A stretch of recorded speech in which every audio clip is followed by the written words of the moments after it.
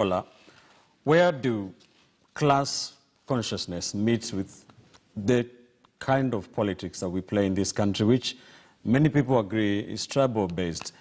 Where is the meeting point of the two ideologies?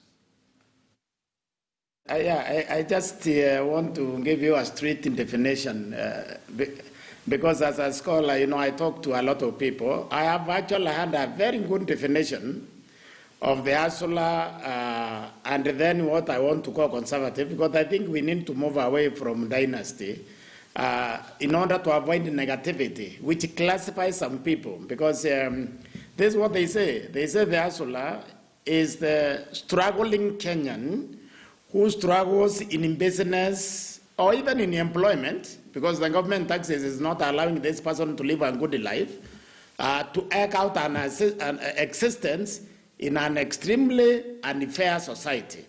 And then they define the other group as a group which has inherited money, or it has inherited fame. But the position which I would like to be taken by both the sides here is not a crime to be born into money. It's just like saying it's a crime to be born in a community. So the fear that seems to be creeping in is dangerous for the country. Because I also don't want to use the language of a ruling class, because we are in a democracy and theoretically we change leaders freely in free and regular elections.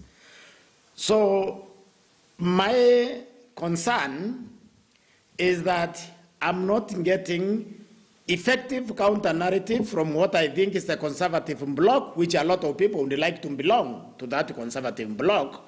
And then from the liberal bloc, which we are calling the Asulas, they are also not giving us policy prescriptions. So both of them are falling short here. The only way we will remove emotions, because emotions will lead us into a slavery path. The only way we also remove fear, because by scaring people that there will be war, that it does not eliminate the possibility for war. It doesn't. It is to understand and accept that there will be competition for power, and clever politicians will zero in on something that will sell, like the Asulas have zeroed in on the Asula movement, which seems to have united basically Kenyans across tribal lines, because now they are identifying with their positions. Right.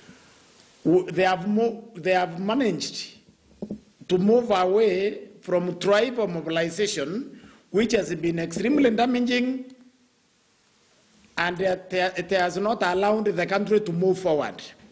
So I would like us to relax, accept the positions of both the sides, and then as a country, tell them, please tell us what is your plan for us. You see, for example, even in the argument on the BMBI, I find it really not, what I would like them is to be telling us, for example, when you look at the BMBI, 80% of it, which is good, which is a lot of people want, is actually Article 43 on social and economic rights. So instead of those opposed telling us kindly implement Article 43, they are not doing that. They are telling us it is bad. It's not enough to tell us something is bad. Please tell us also why it is bad. The whole idea of the handshake, the way I understood it, and I think a lot of Kenyans, was to unite the country by removing post-election violence, meaning strict implementation of Article 86. Now, I don't hear people arguing on those facts. I just hear people saying this thing is expansion of parliament, we don't need it, right. We can't afford a big government. I wish that the Azola movement can also take a position that a small government that serves us well, which is not stealing our money, which is investing in education and health, is better than a large government Because also, you know, as a country, we have overemphasized on what is called distributive economics. Instead of economics where we actually grow the economy and increase the size of the cake to be shared. So these are kind of positions I would like the two sides to take so that they can drive us in a positive direction away from emotions which may lead us to conflict. All right. As you wind up this, Cherotich, Kenya is a constitutional democracy. There are people who, and we're going into the 2022 general elections around the corner, there are people who would say that it is not a crime to be born in the so-called